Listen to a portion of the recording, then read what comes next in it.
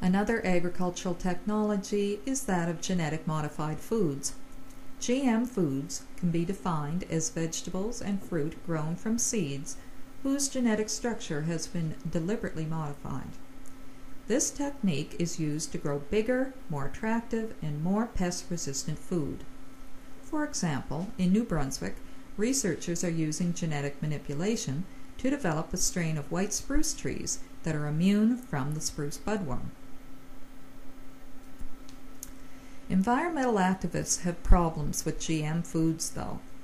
Their three main issues are that of green concrete, the fear that farms will contain only GM plants and no other organisms.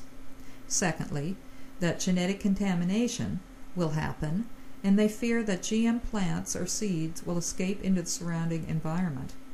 And finally, the threat to human health from GM foods in terms of declining immune systems or problems to interior organs that have happened on test animals.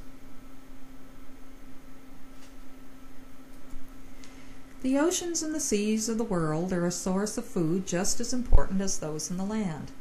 About 950 million people rely on fish as their major source of protein, and about 200 million are employed in the fishing industry worldwide.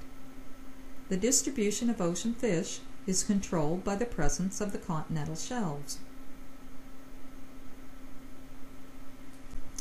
The technology of the commercial fishery is of two types, the inshore and the offshore.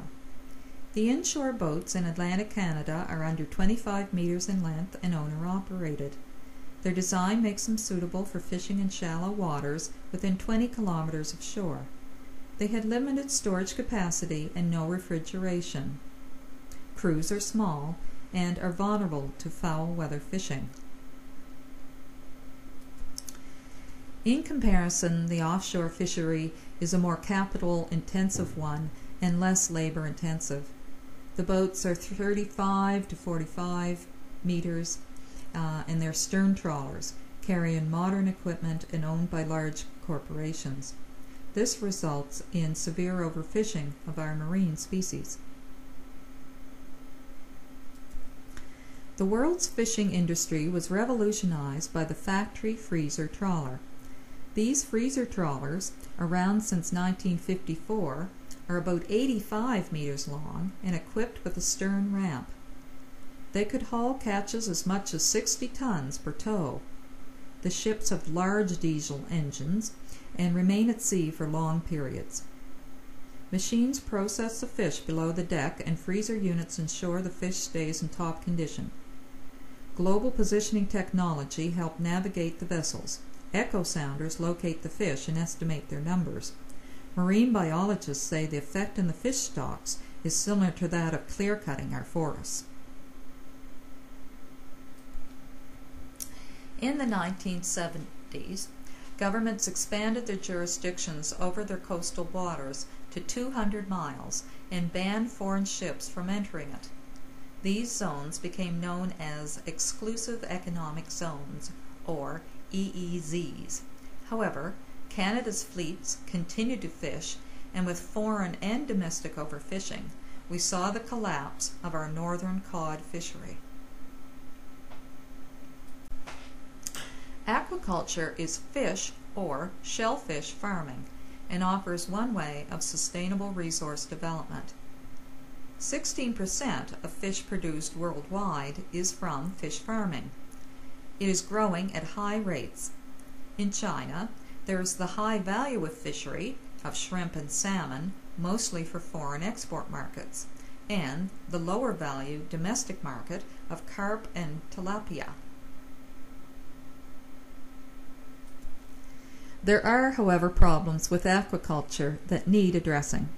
First, water pollution occurs when fish feces and unconsumed food is flushed into coastal waters. Another problem results in wetland losses, such as mangrove destruction. Every nation in the world has the right to develop its natural resources in such a way as to grant its people economic self-sufficiency. Sustainable development means using natural resources in a way to ensure there will always be sufficient supplies for future generations.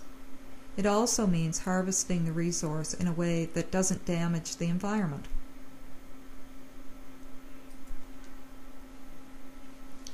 The World Watch Institute has identified 4 key steps that will allow the world to achieve a more sustainable future. First, reducing pollution and slowing down global warming. Next, increasing forested areas to meet the environmental and energy needs in the developing world. Third, increasing food production.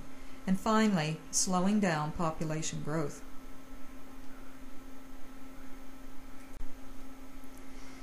This environmental organization believes these steps can be accomplished by carrying out the following activities: large-scale tree planting, increased family planning, more soil conservation programs, increasing energy efficiency and conservation, developing renewable energy resources, protecting the number and diversity of plant and animal species, and finally, reducing or canceling the debt of the developing countries. In this chapter, we have looked at the questions of resource development and considered ways of exploiting a given resource that do not harm the environment and that ensure the resource will continue to be productive for future generations.